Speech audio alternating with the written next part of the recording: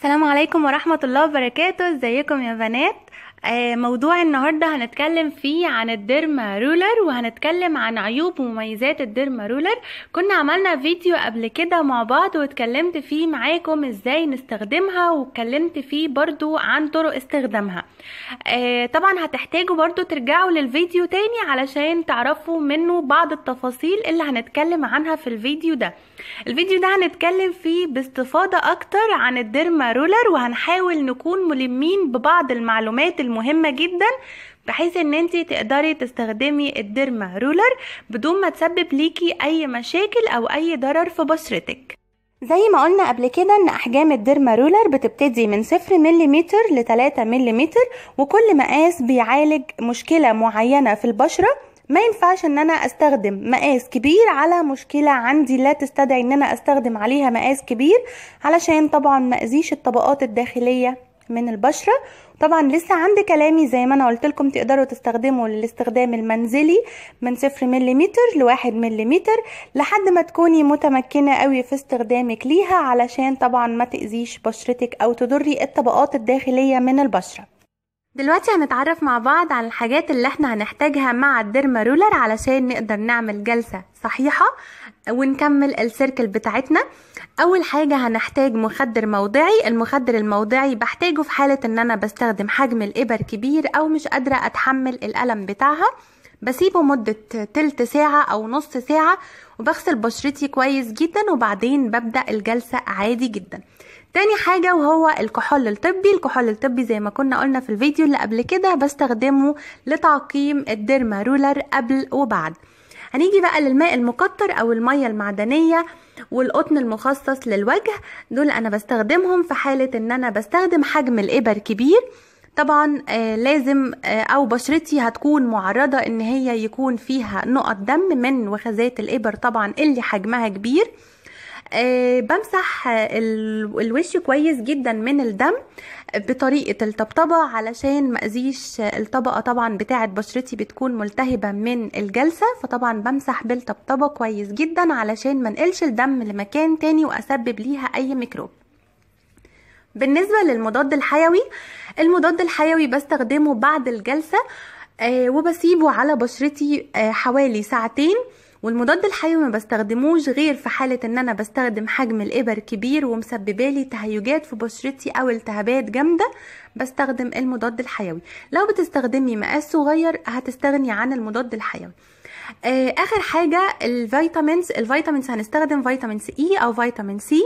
بستخدمه بعد ما بخلص طبعا الجلسة اخر حاجة خالص، ويفضل ان انتي تعملي الجلسة قبل ما تكوني داخلة تنامي علشان طبعا تقدري تستفيدي من الجلسة كويس جدا، لان زي ما احنا عارفين قبل ما بندخل ننام او فترة النوم البشرة بيكون فيها تحفيز لمادة الكولاجين، وانا بالتالي بساعدها على كده. هنشوف دلوقتي مع بعض تفاصيل الجلسة، وعايزاكم تركزوا معايا في كل كلمة بقولها كويس جدا علشان تقدري تعملي الجلسة صح 100%. كنا اتكلمنا قبل كده ان احنا نقدر نستخدم الديرما رولر في الاربع اتجاهات او في الاتجاهين فقط. اول حاجة هنتكلم عنها كان سبق وقلنا ان الديرما رولر بتعالج جميع مشاكل البشرة والجسم. هنتعرف بقى على المقاسات اللي تناسب كل مشكلة. اول حاجة لعلاج حب الشباب او البثور هنستخدم للوجه الحجم المناسب ليها من نص مليمتر ل1 مليمتر. طبعا لو استخدمنا حجم اقل علشان خايفين من ألمها، انا بفضل ان انتي ما تستخدميهاش لان مش هتدينا نتيجة مرضية. وطبعا في حالات بتستخدم من 1.5 مليمتر ل2 مليمتر، وده طبعا بيكون بعد التمرس من استخدامها علشان ما نضرش الطبقة الداخلية للبشرة. بالنسبة للشعر علشان نحفز نمو الشعر بنستخدم من 0 مليمتر لنص مليمتر. ما ينفعش استخدم حجم اكبر من كده علشان ما اذيش فروة الراس، لان زي ما احنا عارفين ان فروة الراس بتكون رقيقة جدا. وطبعا نفس الكلام هستخدمه على منطقة العين ومنطقة الهالات. ما ينفعش ان انا استخدم الديرما رولر غير لما اكون متمرسة كويس جدا جدا من استخدامها، واكون عارفة انا بعمل ايه علشان ما ضرش طبعا طبقة العين، لان زي ما احنا عارفين ان منطقة العين رقيقة جدا وسهل جدا انها تتعرض لاي مشكلة لو استخدمنا فيها الديرما رولر غلط. هنيجي بقى نتكلم على عدد مرات الاستخدام للديرما رولر. ممكن هقول لكم على نظرية بسيطة جدا، كل ما قلت حجم الإبر قلت مرات الاستخدام. طبعا ده بيكون على حسب حجم الإبر. هنفترض مثلا ان انا هستخدم نص مليمتر، بستخدمها من 2 ل3 مرات في الاسبوع. لو هنستخدم 75 مليمتر بستخدمها مرة كل اسبوع. بالنسبة ل1 مليمتر بستخدمها 2 أو 3 في الاسبوع. 1.5 مليمتر فيما فوق بستخدمها كل 4 اسابيع. دي طبعا الاستخدامات الصحيحة بتاعتها او عدد مرات الاستخدامات بتاعتها. طيب ازاي انا هقدر اختار الديرما رولر واقدر اميز النوع الكويس اللي انا يفيد بشرتي ما يضرهاش؟ الديرما رولر زي ما احنا عارفين في منها انواع كتير جدا جدا في السوق، وفي اشكال والوان وانواع مالية السوق. اول شرط علشان نتأكد من انها كويسة لازم تكون الابر بتاعتها مصنعة من مادة التيتانيوم او الستانلس. طبعا التيتانيوم اقوى والابر بتاعتها مش بتتكسر بسهولة، وكمان طبعا الستانلس قوية بس مش زي التيتانيوم. طبعا الستانلس معروف انها انضف انواع المعادن، فطبعا علشان كده الستانلس بنختاره درجة تانية بعد التيتانيوم. تعالوا بقى نتكلم عن عيوبها ومخاطرها.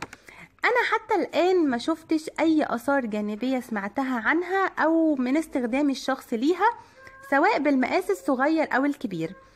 طبعا لو استخدمتيها صح مفيش منها اي ضرر ومش هتضرك، ويعني زي ما بيقولوا كده مفيش حلاوة من غير نار. هي كل عيوبها بسيطة جدا، اللي هي بتسبب طبعا احمرار في الجلد على المناطق اللي طبعا مريتي بيها، وبتسبب ألم بسيط جدا بسبب طبعا الضغط على الجلد. وطبعا لو استخدمتي مقاس كبير من الإبر بيخرج من الوخزات بيخرج نقط دم. تعالوا بقى نتكلم عن مميزاتها. مميزاتها كتير جدا، وهي بتساعد على نضارة الوجه، وبتعالج الاستريتش مارك، وبتساعد على تحفيز نمو الشعر، بتساعد على غلق المسام الواسعة وآثار حب الشباب، وطبعا بتساعد على تحفيز مادة الكولاجين في البشرة. طبعا زي ما احنا عارفين ان مادة الكولاجين هي المسؤولة عن نضارة البشرة. نركز كويس في النقطة دي، هي بتساعد على التحفيز مش انتاج مادة الكولاجين. طبعا لو استخدمتي الديرما رولر وما اهتمتيش بعنايتك اليومية ببشرتك واهتمتي بالتغذية الصح وشرب المية، كأنك ما عملتيش اي حاجة، لانها تعتبر شبكة بالظبط مترابطة ببعض. علشان توصلي لنتيجة ترضيكي 100% اشتغلي واهتمي صح. وطبعا اخر حاجة واخر نصيحة هوجهها لكم، وهي تحذير مهم جدا: ابعدي تماما عن كل مستحضرات التجميل بعد الجلسة. بعد الجلسة بيوم او يومين تقدري عادي تمارسي يومك عادي جدا، وطبعا ما تعرضيش بشرتك للشمس بعد الجلسة مباشرة.